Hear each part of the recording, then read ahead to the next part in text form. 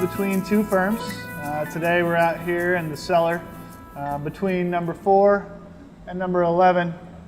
One of these days, our marketing person, Maggie, is going to get all of them named after Nicolas Cage characters. But until that happens, they're just number 4 and 11, so that's kind of boring.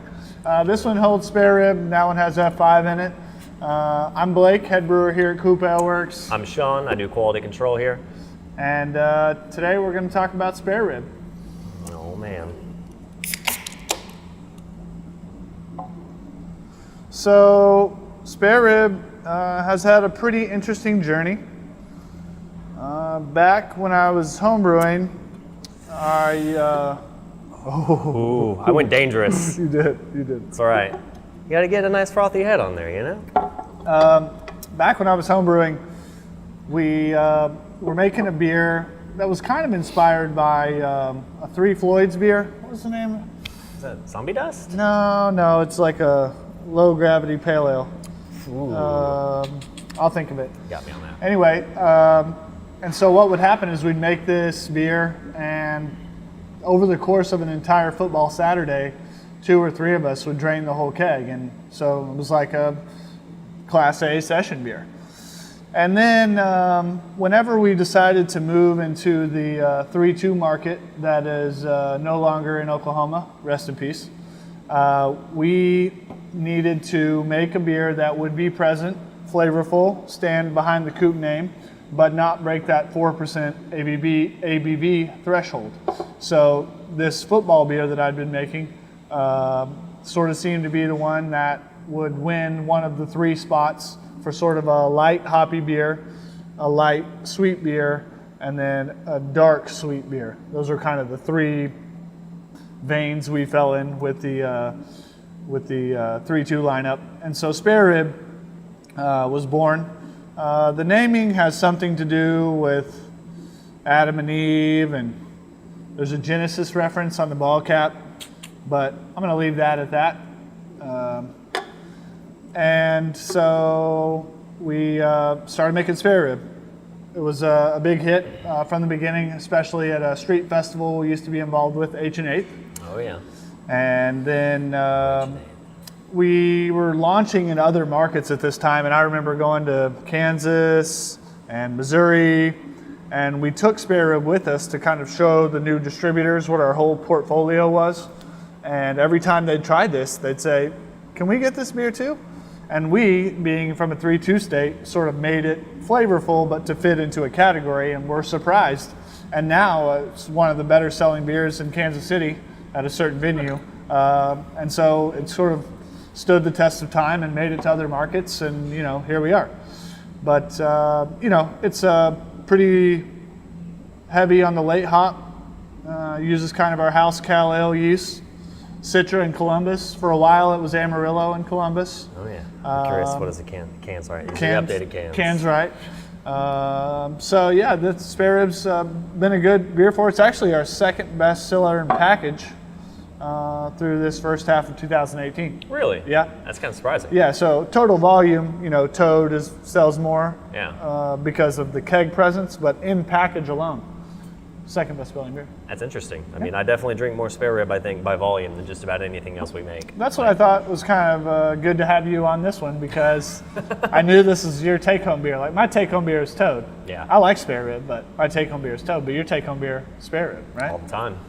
Oh man. What's your take? What'd you think coming in? Well, let's talk about you for a minute. Okay. Sean's been here 3 years. It's been 3 years, in fact. 3 years, 2 years, 1 month? October 20th. October 20th. Is the any date, so almost. So Shawn and I met at a homebrew meeting in this building. I guess would have been better part of 3.5 years ago. Yeah, almost would have had to have been.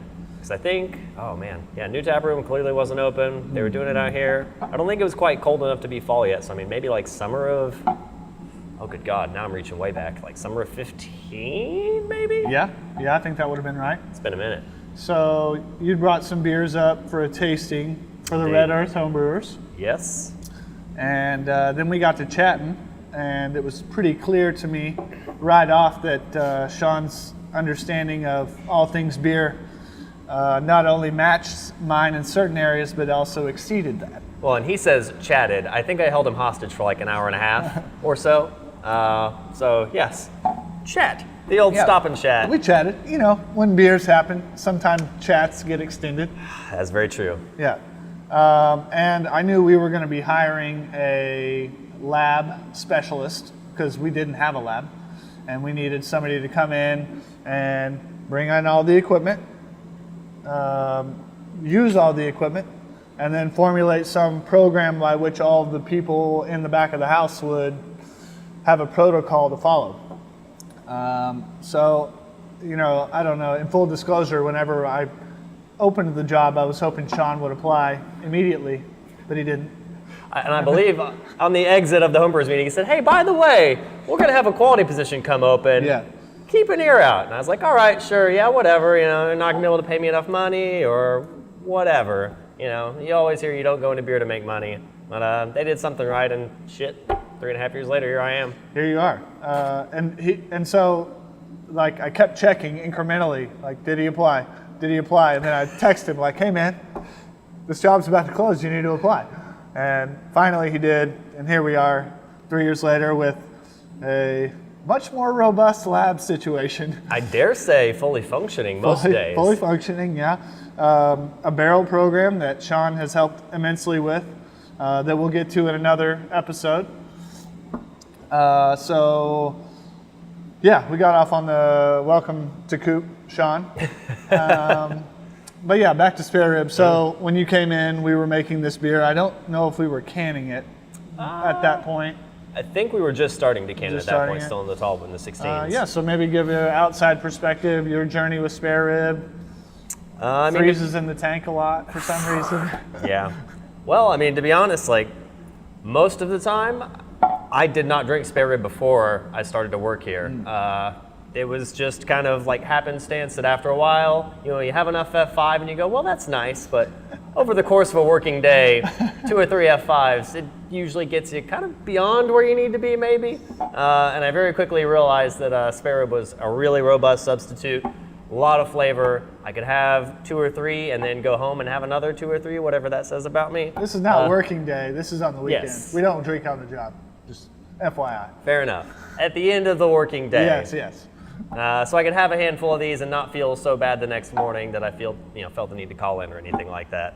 And so really, you know, I think that kind of goes back to the whole, like, when you work at a brewery, you know, it seems a lot of the mass market wants these big stouts, like huge hopped IPAs. And then big flavor. And then whenever you kind of work in it day to day, you kind of go, you know what I want at the end of the day is just like something that's just a nice reflection of like all the fundamentals that we do, like malt, and in spare rib you get like a nice little bit of like a toasty biscuity malt, hops, you get a little bit of like that citrusy from the Citro, a little bit of grapefruit from the Columbus, and then you just get like that clean, I think Blake, what do you call it, like the Cal Ale snap? Yeah. You know, you get like a little bit of just like, it's got a nice clean snappy finish to it, and it just works. I mean, like I said before, I drank a lot of IPAs before I started working here, and I still do. You know, mainly like a lot of Sierra Nevada and Celebration is still one of my favorites.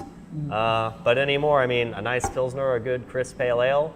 I said after a hard day of work, especially in the summertime, you go home and have a couple and still feel all right. And that's a big deal, especially the older I get, as it turns out. It's funny how that happens. Yes, isn't it though? It used to be just all bomb and like giant stouts and double IPAs, and now it's like, yeah, I'll take that Pilsner. I'll take that session beer, please. There you go. Well, that's been another session between two firms. Thanks for joining us. Until next time. Yeah, it's so good.